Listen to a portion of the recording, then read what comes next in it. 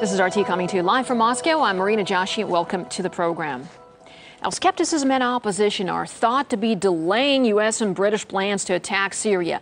Both countries' leaders have been strongly pushing the case for a bombing campaign. The aim, according to President Barack Obama, is to send a warning to Assad, who he blames for carrying out a deadly chemical attack last week.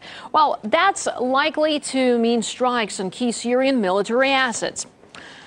So, this map shows you the airfields used by the Syrian jets, which rebels and the West say are playing a decisive role in the war. There's speculation that they will bear the brunt of the attack, with cruise missiles targeting warplanes and runways. As for who will be doing the shooting, well, U.S. bases are located to the north and south, while American destroyers and attack submarines are to the west, along with a British air base there. Obama has yet to decide whether to give the go-ahead for the bombing campaign, but officials have made it clear that military action could go ahead without approval from the UN Security Council. RT's Paulus Leo reports from the region. Well, we're hearing from both residents and opposition forces who say that Assad's army has evacuated most of its personnel from military and security headquarters inside the capital city. This is, of course, in preparation for any kind of possible Western-led military intervention. At the same time, we are receiving reports that army units near the capital have started confiscating heavy truck trailers, and these will be used to transport heavy weaponry from one location to another. We are also receiving reports that Assad's naval forces have started docking alongside commercial ships in tiers that are usually used for commercial traffic. Now, here in Lebanon itself, the situation, of course, is extremely fluid, and we're hearing from a Hezbollah leader that the movement will not stand idle should Damascus come under fire from the west. We're receiving reports that, as of yet, are not confirmed, that Russia is carrying out a rotation of its naval forces in the Mediterranean Sea. At the same time, a United Nations team is currently inside Syria, where they are conducting investigations to determine what happened last week when there was an alleged chemical attack. They are talking to eyewitnesses, they are gathering samples, but the problem is that the only conclusion they'll be able to give is whether or not a chemical attack took place. They will not be able to give any kind of indication of who was behind such attack. Well, Damascus did send a letter to the UN chief Ban Ki-moon in which it indicated 3 other incidents where Syrian soldiers came under fire. To quote the letter, it said, with poison close to nerve gas sarin. And increasingly, we're hearing from more political forces that there needs to be a United Nations mandate before there can be any kind of Western military action. We're hearing this from the UN peace envoy Brahimi. At the same time, Russia saying that it is against any kind of military action inside Syria. Russia saying that the United States is jumping the gun and that there needs to first be the findings of this UN investigating team before any conclusions can be drawn. And then Austria has indicated that it will not allow fighter jets over its airspace. You have a stalemate situation at the United Nations Security Council. A draft resolution was put forward, but behind the scenes, both Russia and China have voiced their opposition to it. What we're hearing from the French, from the British, and from the Turks is that they will act, they can act without any kind of UN mandate. So certainly not a consensus in terms of the international community, and that might be part of the reason why the latest word from the American President Barack Obama is that he hasn't yet made a decision as to whether or not to launch military action inside Syria.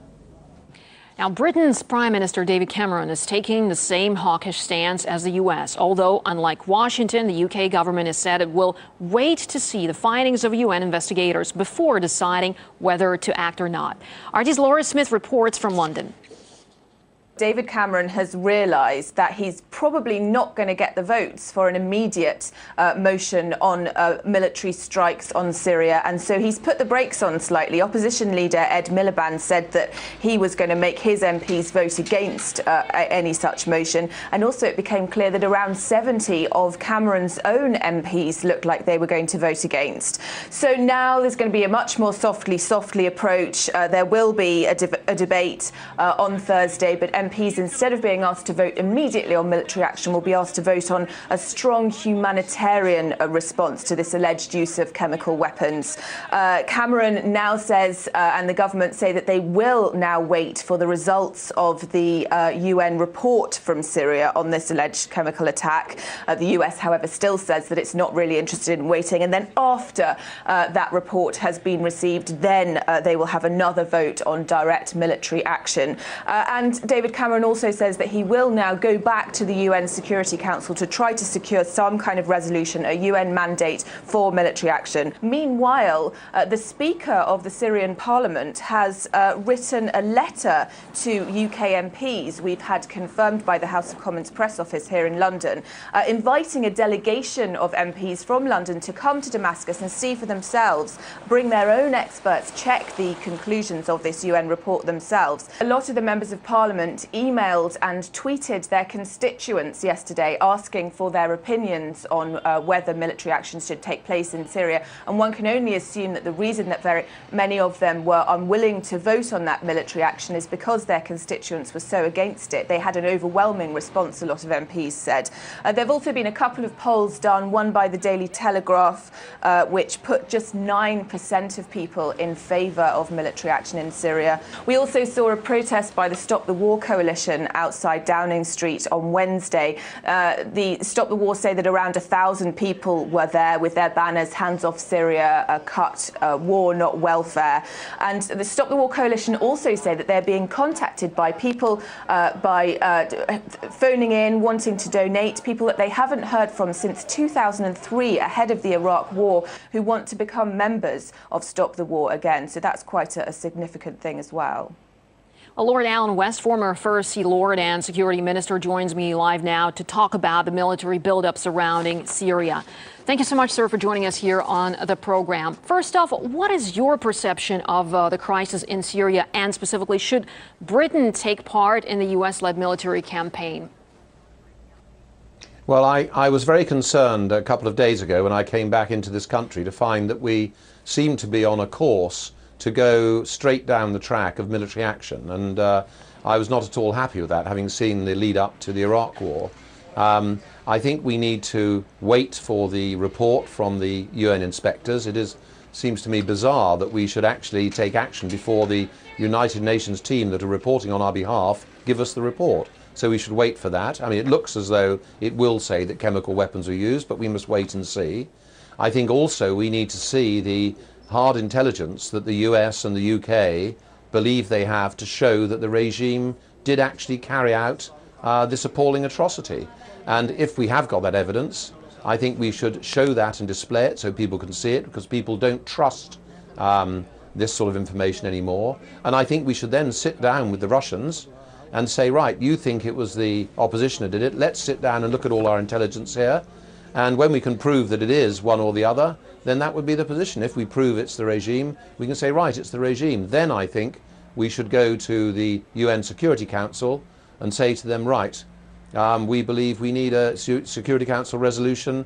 And I imagine Russia and China, if Russia have admitted that actually the intelligence and the evidence shows it was the regime, would say, well, we'll abstain, and in which case there would be an authority for it. Well, that's one way of looking at things, but there are, of course, differing views on this one at this point. You know, unlike Iraq or Afghanistan, the allies say that it's not supposed to be a large-scale attack, as President Obama put it, just a warning shot. So does this justify the impatience of some of the countries to go ahead with a military campaign without the UN mandate?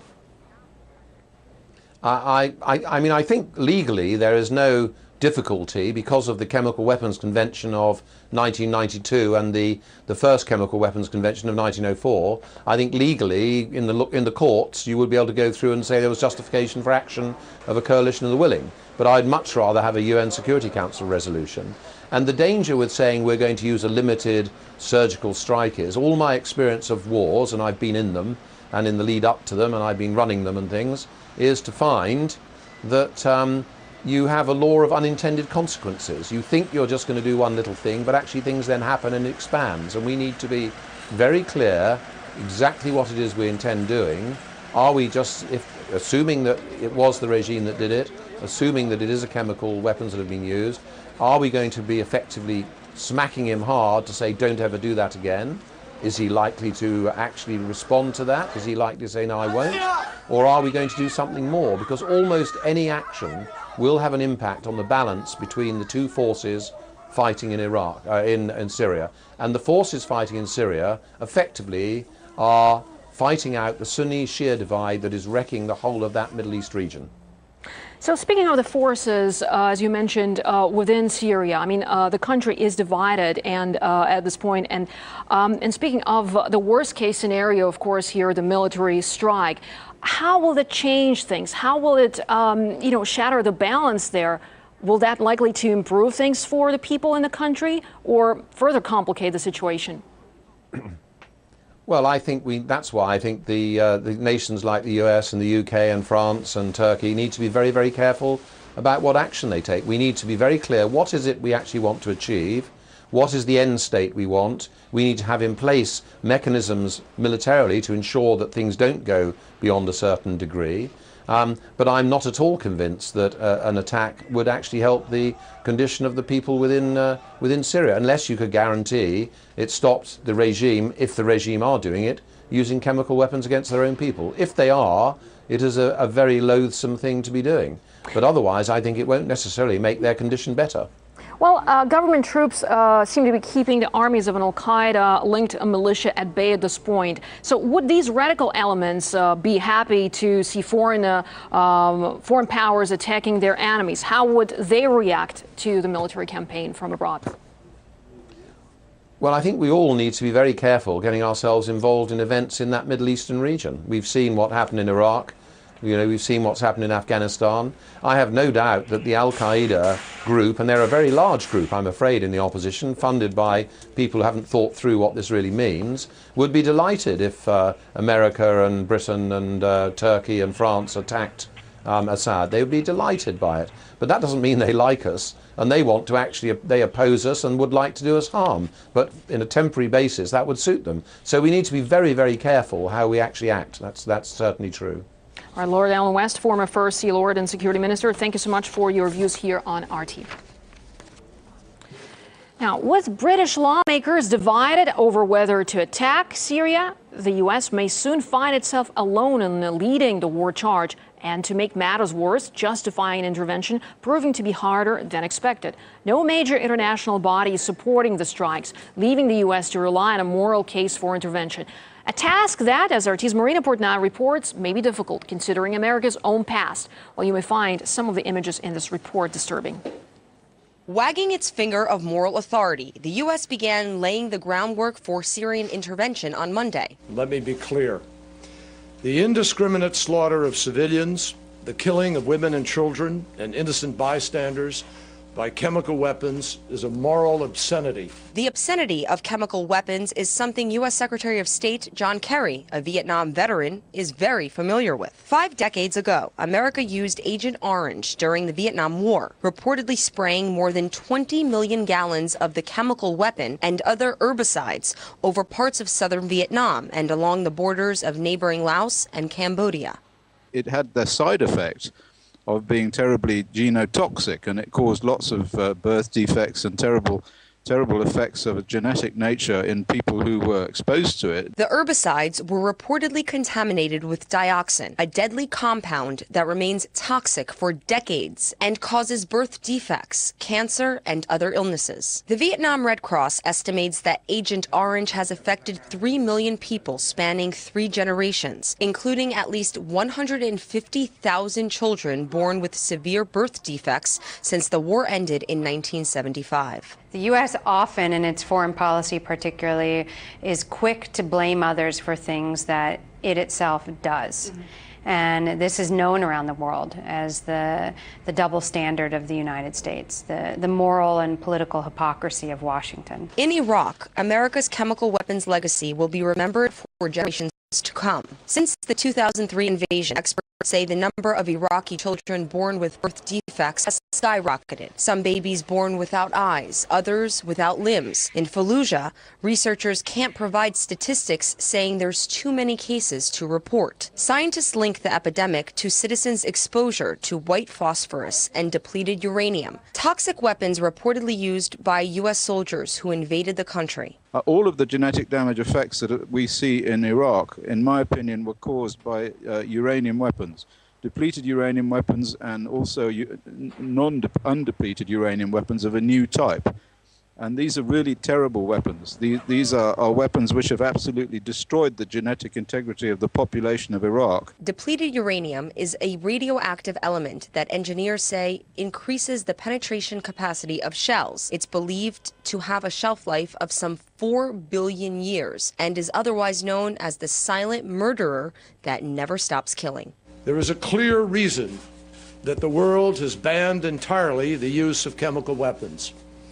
There is a reason the international community has set a clear standard and why many countries have taken major steps to eradicate these weapons. While Washington continues lecturing Damascus, a team of UN investigators is in Syria trying to verify if chemical weapons were used. If so, what kind?